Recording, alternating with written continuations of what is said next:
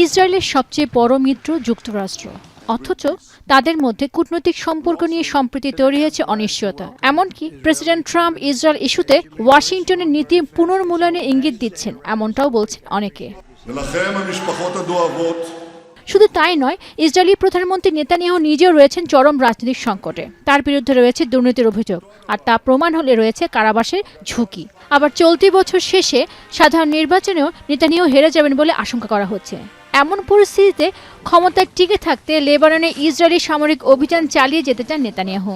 কেননা ইসরায়েলি জনগণের একটা বড় অংশ যুদ্ধ চালিয়ে যাওয়ার পক্ষে। বিপরীতে ওয়াশিংটন ইরানের সঙ্গে একটি চুক্তি করতে চায়, যেখানে লেবানন যুদ্ধ বন্ধ করাকে শর্ত হিসেবে দেখছে তেহরান। বিশ্বকাপ দেখুন বায়োস্কোপ প্লাসে, সব নেটওয়ার্কে, সব ডিভাইসে।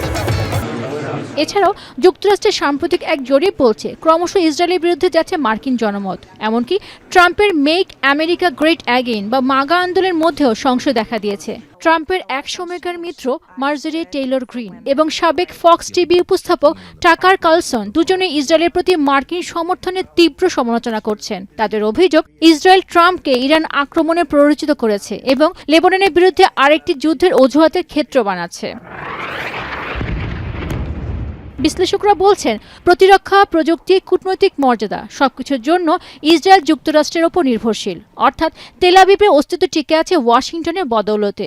আর এই নির্ভরশীলতাই এখন ইসরায়েলের অভ্যন্তরীণ রাজনীতিতে বড় ইস্যু হয়ে উঠেছে। সম্প্রতি বিরোধী দলনেতা ইয়াইর লাপিদ বলেছেন, নেতানিয়াহু সরকারকে হটানো না গেলে ইসরায়েলের বৈদেশিক সম্পর্ক নষ্ট হয়ে যাবে। আর সাবেক সেনাপ্রধান গাদি আইজেনকোট অভিযোগ করেছেন, নেতানিয়াহুর ভুল পদক্ষেপই ট্রাম্পকে ইরানের সাথে এককভাবে চুক্তি করতে বাধ্য করেছে।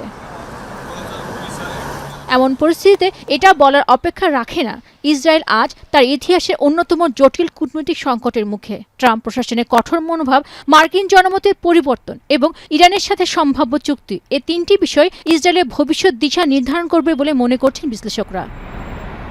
পেনুকা সুলতানা, এখন বিশ্ব।